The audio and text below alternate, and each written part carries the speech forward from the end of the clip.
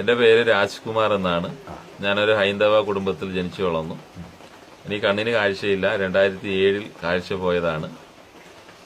ക്രിസ്തുവിനെ ഞാൻ സ്വീകരിച്ചത് 2014 എന്റെ സാക്ഷ്യം എന്ന് പറഞ്ഞാൽ, ഞാൻ കോടികളുടെ ബിസിനസ് ചെയ്തുകൊണ്ടിരുന്ന ഒരാളാണ്. ഒരു മാസം തന്നെ ഗവൺമെന്റിന് ഞാൻ അടച്ചുകൊണ്ടിരുന്ന ടാക്സ് തന്നെ 6 ലക്ഷം രൂപ 7 ലക്ഷം രൂപയാണ് ഓരോ മാസം. ഞാൻ എല്ലാം നഷ്ടപ്പെട്ട് തെരുവോരങ്ങളിൽ 1.5 മാസം കിടന്നുറങ്ങി.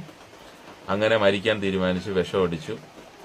അങ്ങനെ മരിച്ച് മെഡിക്കൽ കോളേജിൽ 6 ദിവസം എന്റെ ഈ ബോഡി മോർച്ചറിയിൽ ഇരുന്നതാണ്.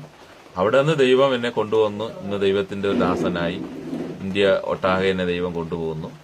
ഇന്ന് ദൈവം അനേക കൃപാവരങ്ങൾ തന്നു. ഞാൻ ശരിക്കും പറഞ്ഞാൽ ഞാൻ ബൈബിള് കണ്ടിട്ടില്ല, ബൈബിള് വായിച്ചിട്ടുമില്ല. എന്നാൽ ഈ ബൈബിള് മുഴുവനും ദൈവം എന്നെ പഠിപ്പിച്ചു. ഇന്ന് ബൈബിൾ കോളേജിൽ പോയി തന്നെ 3-4 PhD എടുത്തവർ എന്റെ അടുക്ക വരുന്നുണ്ട് ബൈബിൾ പഠിക്കുവാൻ. അതുപോലെ കത്തോലിക്ക, യാക്കോബ, മർത്തോമ, ഇങ്ങനെയുള്ള എല്ലാ സഭകളിലുള്ള അച്ഛന്മാരും എന്റെ അടുക്ക വരുന്നുണ്ട് ബൈബിളിലുള്ള ഡൗട്ടുകൾ ക്ലിയർ ചെയ്യാൻ. ഇതൊന്നും ഞാൻ കണ്ടിട്ടുമില്ല, വായിച്ചിട്ടുമില്ല. ദൈവം എനിക്ക് തന്ന ജ്ഞാനത്താൽ സംസാരിക്കുന്നു.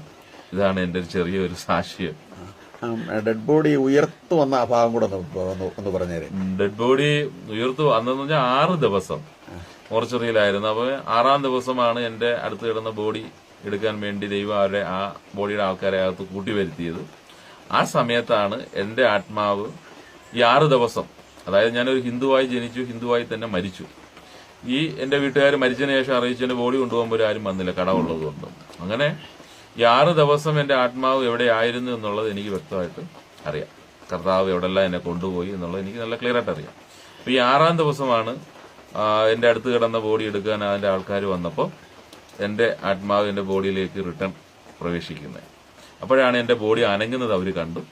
അങ്ങനെ അവർ കണ്ട് ഉടനെ അവർ പേടിച്ച് നഴ്സുമാരെ പറഞ്ഞു. അവരും നഴ്സുമാർ വന്ന് നോക്കി. അങ്ങനെ ബോഡി പുറത്തെടുത്തു. അങ്ങനെ മെഡിക്കൽ കോളേജ് ട്രീറ്റ്മെന്റിൽ ഇങ്ങനെ കിടക്കുന്ന സമയത്താണ് ഈ മെഡിക്കൽ കോളേജിലൊക്കെ പ്രാർത്ഥിക്കാൻ വേണ്ടി വരുന്ന ദൈവദാസൻ വന്നപ്പോൾ എന്റെ കാര്യങ്ങളൊക്കെ അദ്ദേഹത്തോട് പറഞ്ഞു. അപ്പോൾ അദ്ദേഹം പറഞ്ഞു, ബ്രദർ വിഷമിക്കേണ്ട, ഞാൻ ഡിസ്ചാർജ് ചെയ്ത് കൊണ്ടുപോയിക്കോളാം. അങ്ങനെ എന്നെ അദ്ദേഹത്തിന്റെ വീട്ടിൽ കൊണ്ടുപോയി. അങ്ങനെ അദ്ദേഹത്തിന്റെ വീട്ടിൽ ചെന്നാണ് രാത്രി ഇങ്ങനെ ഞാൻ ഇരിക്കുന്ന സമയത്താണ് കണ്ണിന് കാഴ്ചയുള്ളപ്പോൾ പോലും കണ്ടിട്ടില്ല അതുപോലത്തെ ഒരു വെളിച്ചം ആകാശത്തിൽ നിന്ന് ഇറങ്ങി വരുന്നത് കണ്ട് അത് പേടിച്ച്, അങ്ങനെ ആ വെളിച്ചം നേരെ എന്റെ അടുക്കൽ വന്ന് നിന്നു. എന്നോട് പറഞ്ഞു, ഇങ്ങനെയാണ് മകനെ, നീ ഭയപ്പെടേണ്ട, നിന്നെ വിളിച്ച ദൈവം ഞാനാണ്. അങ്ങനെ പറഞ്ഞു. ഒരു കരം എന്റെ മേൽ തൊട്ടു. ആ നിമിഷത്തിൽ എന്റെ ഉൾക്കണ്ണ് തുറന്നു. ആ ഉൾക്കണ്ണ് തുറന്ന ആ നിമിഷത്തിൽ എന്റെ മുന്നിൽ നിൽക്കുന്ന ആ രൂപത്തെ ഞാൻ വ്യക്തമായി കാണാൻ തുടങ്ങി.